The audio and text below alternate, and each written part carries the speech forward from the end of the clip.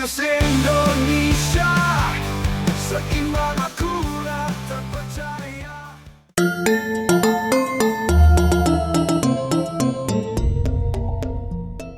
Pamarentah Desa, Pemdes, Bumiwangi, Kecamatan Ciparai, Kabupaten Bandung, ngawagelarkeun rupi-rupi kagiatan pasanggiri dina raraga miling wiosan Kangjeng Nabi Muhammad SAW, sarebu 447 Hijriah, sakantenan mapak Milangkala Desa Bumiwangi, anu ka-22.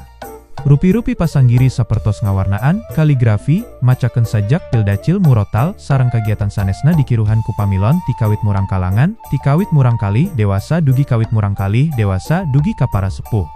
Eta kagiatan teh lumangsung di buruan sareng gedung olahraga, GOR.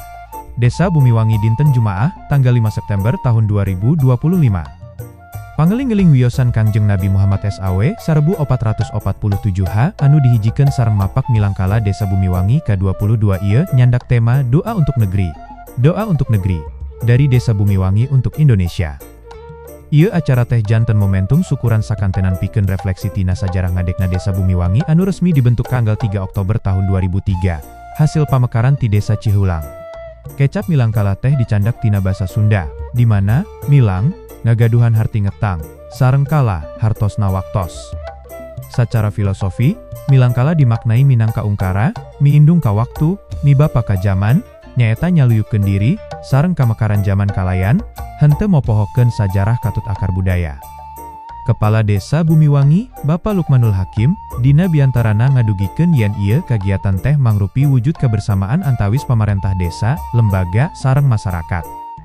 Acara dinten ieu dilaksanakeun kanggo mieling wiosan Kangjeng Nabi Muhammad SAW, sakantenan mapak Milangkala Desa Bumiwangi, anu ka-22. Rupi-rupi pasanggiri dikiruhan ku murang kalih dewasa dugi ka para sepuh. Puncak acarana bade diwengelarkeun kaping 3-5 Oktober tahun 2025 kalayan ngiring aupkeun sadayana jajaran pamerintahan desa, lembaga, sareng masyarakat. Mukia Desa Bumiwangi sing langkung majeng dina sagala rupi widang, saur Bapak Lukmanul Hakim. Salajengna, Bapak Lukmanul Hakim oge ngadugikeun hatur nuhun ka para tokoh masyarakat anu parantos bajuang dina proses pamekaran Desa Bumiwangi. Har 911 TV News Indonesia.